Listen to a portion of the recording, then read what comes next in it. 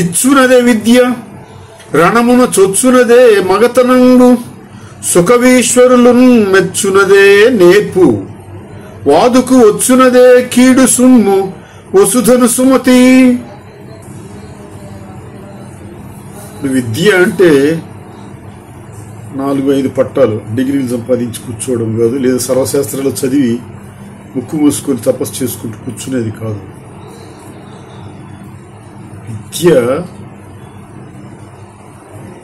అందరికీ చెప్పగలగాలి, ఇతరులకు చెప్పగలగాలి, ఇతరులను విద్యావంతులుగా చేయగలగాలి. విద్యలో ఉండే మెళకువలను, నీతి నియమాలను కానీ, ధర్మాలను కానీ, అట్లాగే సత్యాన్ని కానీ, న్యాయాన్ని కానీ, విద్య వల్ల సమాజ పెంపు కానీ ఇట్లాంటివన్నీ కూడా నేర్పి ఇతరులకు చెప్పగలిగేదే విద్య. అట్లాగే వీరుడు ఉంటాడు. వీరుడు అని భుజకీర్తులు తగిలించుకొని ఊర్లలో దగ్గర తిరగటము కాదు. అంటే ఆ రోజుల్లో మధ్యన కాలం 12వ శతాబ్దం ఆ రోజుల్లో మరి వీరుడు అంటే సైనికుడే. సైనికుడు అంటే మరి ఖచ్చితంగా యుద్ధాల్లో పాల్గొనాల్సిందే. అప్పట్లో వాళ్ళకి యుద్ధం సైనికుడికి యుద్ధంలో మంచి శిక్షణ ఇచ్చేవాళ్ళు. ఆ శిక్షణ ఎట్లాంటిది అంటే చావు బ్రతుకు తేల్చుకోవడమే. అంటే అవతలవాడిని చంపడం లేకపోతే చావడం, అంటే గెలుపో ఓటమో ఏదో ఒకటి తేల్చుకొని రావాల్సిందే తప్ప మధ్యలో పారిపోయి రావడము, మరి లేకపోతే అటు ఇటు చూసి ఎవరు లేనప్పుడు పక్కగా తొలగడము, లేకపోతే ముందు కథానాయకుడు లేడు, లేదా సేనాపతి లేడు, లేకపోతే రాజుగారు లేరు అని వెనక్కి తగ్గడము, ఇట్లాంటివి కాదు. చొచ్చుకొని పోవాలి యుద్ధానికి, లోపలికి. యుద్ధానికి ఎప్పుడైతే చొచ్చుకొని పోతాడో అప్పుడే అది ధీరత్వం కిందకు వస్తుంది.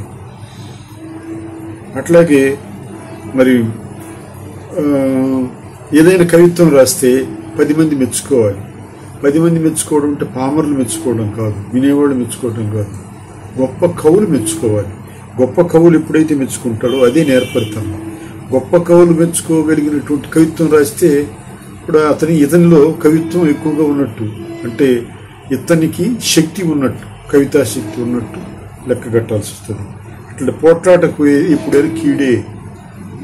రేవుతోటే మాట్లాడితే పోట్లాటకు పోతుంటారే, చిన్నదాని పెద్దని. అట్లాంటి వాళ్ళ వల్ల వాళ్ళకి కీడు ఎక్కువగా జరుగుతుంది అనేది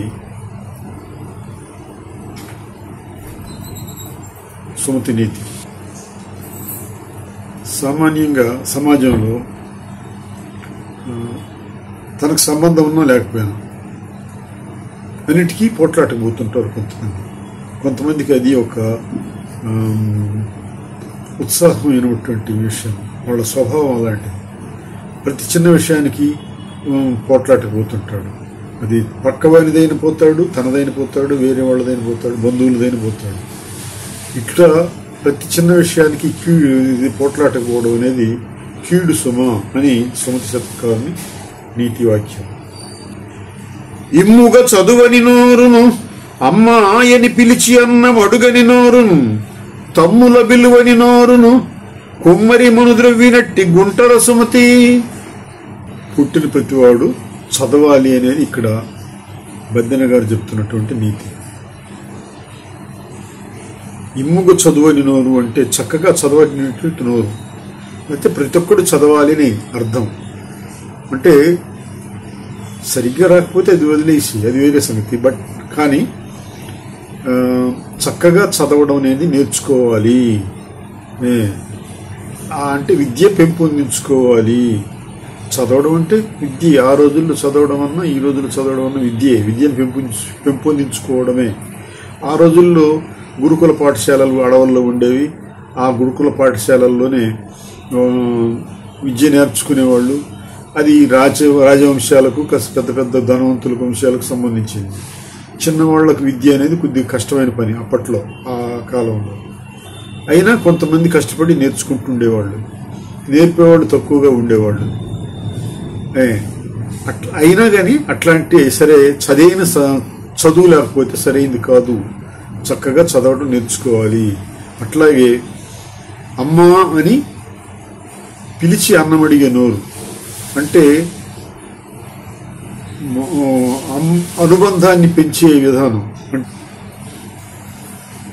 అట్లాగే తమ్ముడు విలువని నోరును తమ్ముడు అని పిలవాలి. అంటే తమ్ముడు విలువ నోరు అంటే సామాన్యంగా మరి ఒకడే కొడుకుంటే తమ్ముడిని పిలవలేదు, తమ్ముడు కూడా ఉండాలి. తమ్ముడు తమ్ముడు అని పిలవాలి. అంటే ఆప్యాయత, ఆత్మీయత, అనుబంధం ఇట్లాంటివన్నీ కూడా కుటుంబంలో ఎట్లా ఉంటాయి, అమ్మ అని పిలిచేదానిలో ఉంటాయి. అట్లాగే తమ్ముడు అని పిలిచేదానిలో ఉంటాయి. ఇటువంటి లేనివాడు ఎవరితో సమానం అంటే కొమ్మరి మనుద్రవ్యునట్టి గుంటరా సుమతి. అంటే లేనివాడు ఇది చదవని నోరు, లేకపోతే అమ్మ అని పిలవని నోరు, తమ్ముడు అని పిలవని నోరు, ఇవన్నీ కూడా కుమ్మరి మనుద్రవ్యునట్టి గుంట. అంటే మరి తనకు కావలసినటువంటి పాటి మట్టి, అలాంటి మట్టి ఎక్కడ దొరుకుతుందో తెచ్చుకొని ఆ మట్టి, ఆ కుండలకు సరిపడే మట్టి ఎక్కడ దొరుకుతుందో తెచ్చుకొని, అది నల్ల మట్టి ఎక్కువగా తెచ్చుకొని దానిలో ఏదో కలిపి తొక్కుతారు, నీళ్లు పోసి బాగా జిగటొచ్చేంత వరకు తొక్కుతారు. అది ఎక్కువగా మరి పాటి మన్ను అయితే ఎక్కువగా జిగట వస్తుంది, అట్లాగే చవిటి మన్ను అయితే జిగట వస్తుంది. ఇవన్నీ కలిపి ఉన్నటువంటి మన్నును తీసుకొచ్చుకొని అతని ఇంటి దగ్గర బాగా తొక్కి కాళ్ళతో నీళ్లు పోసి తొక్కేసి దాన్ని జిగట వచ్చేదానికి తయారు చేసిన తర్వాత కుండలు తయారు చేస్తాడు. ముద్దలు తయారు చేసి ఓ చక్రం మీద పెట్టి ఆ ముద్దని కుండలాకారంలో చేసుకొస్తాడు. అది అతని విద్యా నైపుణ్యం. ఆ కుండలు తయారు చేయడానికి తీసుకొచ్చే మన్ను తవ్విన గుంట ఎట్లుంటుందంటే తనకు పెద్ద గుంటే ఉంటుంది, తనకు కావాల్సింది కొద్దిగా అక్కడ కొద్దిగా తీసుకుంటున్నాడు. రాళ్ళు ఉంటాయి, గడ్డలు ఉంటాయి, అన్ని అతను తవ్విన తర్వాత శుభ్రంగా ఉండదు. అదంతా ఇది అక్కడక్కడ కాస్త అక్కడ మన్ను, అక్కడ కాస్త గుంట, అక్కడ రాయి, అక్కడ గడ్డ, ఇంకో చోట ఒకటి, ఇది ఏదో సగం ఎత్తుకొని పోయినట్టుగా ఉంటుంది, సగం అక్కడ ఉన్నట్టుగా ఉంటుంది. అంటే పరిశుభ్రంగా ఉండదు, అంటే ఒక నియమం ప్రకారం ఉండదు అని అర్థం. ఉత్తమ గుణములు నీచునకెత్తెగునగలుగనేర్చు ఎయ్యడలను తానెత్తిచ్చి కరగబోసిన ఇత్తడి బంగారముగున ఇలలో సుమతి. ఇప్పుడు నీచుడు ఉన్నాడు, నీచుడికి ఉండేదే నీచ లక్షణాలు, నీచ గుణాలు. వాడి స్వభావమే నీచము, చెడు స్వభావము, దుర్మార్గ స్వభావం, దుష్ట స్వభావము. ఆ దుష్ట స్వభావం గల మనిషికి ఉత్తమ గుణాలు ఏ రకంగా బోధిస్తే ఎక్కుతాయి, ఏ రకంగా బోధించినా ఎక్కవు, తలకెక్కవు. ఇట్లా చెప్పినా ఎక్కవు, ఎవరితో చెప్పించినా ఎక్కవు. అతనికి స్వాములో, పండితులో, లేకపోతే పీఠాధిపతిలో వచ్చి చెప్తే ఎక్కుతాయి, ఎక్కవు. ఎవరు చెప్పినా ఎక్కవు, అతనికి తల్లిదండ్రులు చెప్పినా ఎక్కవు. ఎందుకని? అతని స్వభావం అది, ఆ స్వభావం మారదు. అతనికి ఎందుకు మారవు అని అంటే ఒక సామెత చెప్తున్నాడు. బంగారంతో పాటు ఇత్తడిని కూడా అంత తూసి, బంగారంతో సమానంగా తూచి దాన్ని మరి నిప్పులో కరగబోస్తే అది బంగారం వద్దా? కాదు, ఇత్తడే, బంగారం బంగారమే. అట్లాగే నీచుడు నీచుడే, వాడి స్వభావాలు మారవు అనేది ఇక్కడ అంతరార్థం. ఉదకము ద్రావిడు హయమును మదమును ఉప్పొంగుచుండు మత్తేభము మొదవు కడనున్న వృషభము చదువని ఆ నీచుకడకు చనకుర సుమతి. ఇక్కడ నీచుడికి ఒక 4 మూర్ఖపు సంఘటనలు చెప్పాడు. ఎట్లాంటిదంటే, గుర్రాన్ని నీటి దాకా తీసుకెళ్లొచ్చు కానీ నీళ్లు తాపొచ్చునా అని ఒక సామెత ఉన్నది. గుర్రం నీళ్లు తాగదు సామాన్యంగా, ఎప్పుడో తాగుతుంది. ఆ తాగేటప్పుడు చాలా ప్రశాంతంగా మంచి నీరు చూసుకొని దానికి రుచి అని తెలిస్తేనే, దానికి నచ్చితేనే తాగుతుంది. ఎక్కడో వెతికి పట్టుకొని తాగుతుంది. దాన్ని అప్పుడు కదపకూడదు, దాని దగ్గర పోకూడదు. అప్పుడు పోతే అది తంతుంది, వెనక్కాళ్ళతో తంతుంది. అంటే దాన్ని ఆ టైంలో ఆ సమయంలో మరి కొంచెమైనా ఇది డిస్టర్బ్ చేస్తే, అంటే కొంచెమైనా దాన్ని కదిలిస్తే, దాన్ని అది నీటిని తాగే దాన్ని తాగకుండా చేసినట్టు మనం గనుక అడ్డుపడితే ఆ అడ్డుపట్టాన్ని అది సహించలేదు.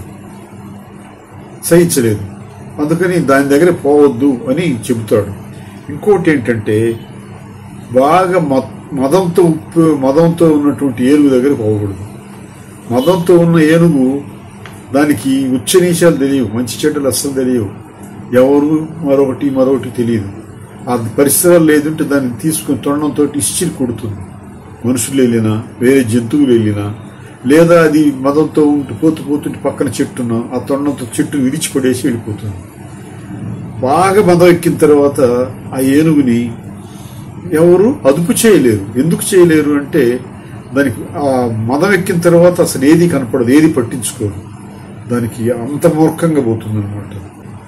ఆవు దగ్గర ఉన్న ఎద్దు దగ్గరికి పోకూడదు. ఆవు ఎదైనప్పుడు ఎద్దు దగ్గర ఉంటుంది. ఎద్దు అంటే సామాన్యంగా పోతెద్దు అంటారు. గ్రామాల్లో అయితే ఒక ఎద్దుని పోతెద్దు అని వదిలిపెడతారు. ఆంబోతు అంటారు దాన్ని. ఆంబోతు అని దాన్ని దేవుడికి వదిలిపెట్టినామని అంటారు. అంటే ఊర్లో ఉన్న ఆవులన్నిటికీ ఇది ఒకటే దిక్కు. అది దాన్ని ఆంబోతు అంటారు. అది ఊర్లో ఉన్న ఆవులన్నింటినీ అదే దాటుతుంది. ఆ ఆవులు ఎదైనప్పుడు ఈ ఆంబోతు దగ్గర తీసుకొస్తారు. అప్పుడు ఆ ఆంబోతు దగ్గరికి ఎవ్వరూ వెళ్ళకూడదు. వెళితే దానికి విపరీతమైన చిరాకు, కోపం పొడుస్తుంది. ఎట్లా పొడుస్తుంది అంటే చచ్చేట్టు పొడుస్తుంది. అంటే ఏదైనా ఆవు దగ్గర ఉన్నటువంటి ఆంబోతు దగ్గరికి పోకూడదు. అది చాలా ప్రమాదకారి. అంత ప్రమాదకరమైన చోటుకి వెళ్ళకూడదు అనేది ఇది. అట్లాగే చదువుని ఆ నీచుకడకు, చదువేమి రానటువంటి నీచుడు, వాడికి చదువు వచ్చినా నీచుడే, స్వభావం నీచుడు కాబట్టి. అంటే వానికి లోక జ్ఞానం తెలియదు, మంచి చెడ్డలు తెలియవు, న్యాయం అన్యాయం తెలియదు, సత్యం అసత్యం తెలియదు, ధర్మం అధర్మం తెలియదు, నీతి అంటే ఏంటి తెలియదు, ఎవరు మంచి చెడు అనేది తెలియవు, ఒకళ్ళకి సాయం చేద్దాం అనేది ఇట్లాంటిది ఏమి ఉండదు. వాడికి ఎవరిని లెక్క చేయడు. అట్లాంటి వాడికి చదువు కూడా రాదు. అట్లాంటి నీచుడి దగ్గరికి పోవద్దు. అట్లాంటి నీచుడి దగ్గర పోవద్దు అని చెబుతూ ఈ పోలికలుగా ఒక మరి నీళ్లు తాగే గుర్రాన్ని, అట్లాగే మదం ఎక్కినటువంటి ఏనుగుని, ఆవు దగ్గర ఉన్నటువంటి ఒక ఆంబోతుని పోలికలుగా తీసుకొచ్చాడు.